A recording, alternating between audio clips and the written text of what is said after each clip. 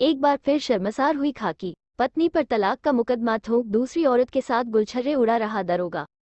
यह एक हैरतअंगेज मामला है जिसमें मृतक आश्रित कोटे में नौकरी पाए उत्तर प्रदेश पुलिस के एक दरोगा सुधांशु रंजन यादव, जो कि वर्तमान में लखनऊ में ही तैनात है, ने 1090 में तैनात अनुपमा नाम की औरत के लिए अपनी ब्याहता पत्नी संजू यादव और 11 साल की बेटी को छोड़कर उस दूसरी औरत के साथ गुलछर्रे उड़ाने में मस्त है।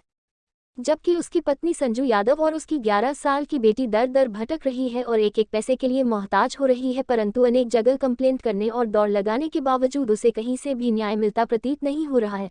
कारण यह कि उसका पति और उसकी दूसरी नाजायज औरत दोनों ही पुलिस महकमे में कार्यरत हैं और इसी के चलते इन दोनों ही खिलाफ कोई भी पुलिस कार्यवाही नहीं हो पा रही है और पीड़िता दर दर भटकने के लिए मजबूर है।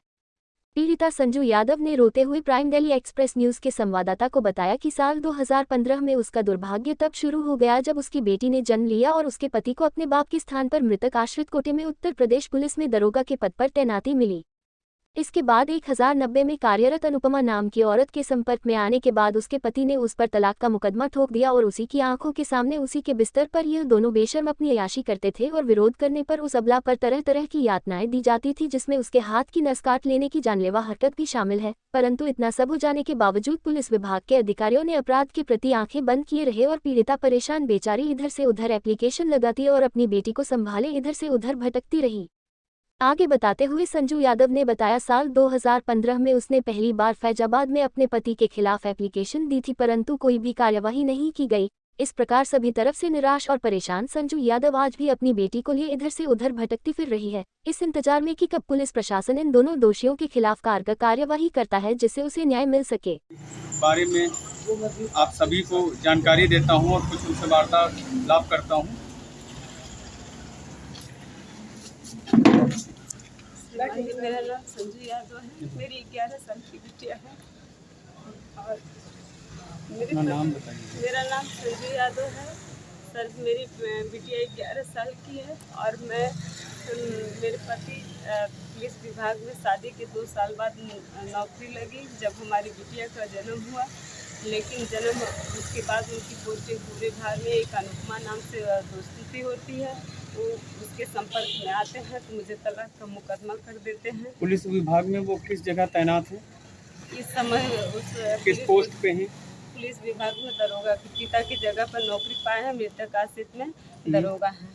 फिर उसके बाद वो हमें आपको किस तरीके से वो प्रताड़ित करते हैं? हमें जब अनुपमा हमारे कमरे में आती थी, हमारे साथ हमारे बिस्तर पे रहती थी, जब मैं उसका विरोध करती थी कि मैं पत्नी हूँ, क्यों ऐसा कर रहा है, हमारे बच्चे और वो कहाँ जाएंगे, तो कई बार उन्होंने दोनों लोग मिल के हमारे पास जो प्रूफ था हाथ की नस को काटती। आपने कभी इस मामले में पुलिस में कंप्लेन नहीं की? हाँ, मैंने किया 2015 में अपना कंप्लेन किया था, लेकिन वहाँ पे ये हुआ कि आप सिर्फ कह रही हैं, ऐसा कोई ठोस सबूत नहीं आपके पास, क्योंकि हमारे पति ने सारा ठोस जो सबूत था वो दोनों मिलके अनुपमा जो 1090 में कार्यरत हैं वो और मेरे पति द्वारा। आपका कहना है कि आपके जो पति हैं हाँ, वो अपनी पोस्ट का, अपने ओहदे का पूरा फायदा उठाते हुए हाँ, आपको प्रताड़ित करते हैं और साथ में अनुपमा नाम की जो स्त्री है वो भी 1090 में मौजूद है, कार्य करती है, कार्यरत है वो।